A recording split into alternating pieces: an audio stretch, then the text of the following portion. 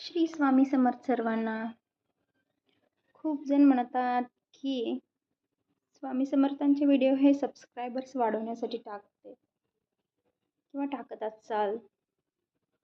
समोरून तर कोणी नाही बोललं, परंतु मला वाटलं की काही जण म्हणतील आणि म्हणतही असतील. स्वामी समर्थांचा अनुभव आणि तोही चांगला आणि माझ्या वाईट परिस्थितीत आला. त्यामुळंच असं वाटलं की निदान व्हिडिओच्या निमित्ताने तर मी स्वामी समर्थांचं नाव घेईल.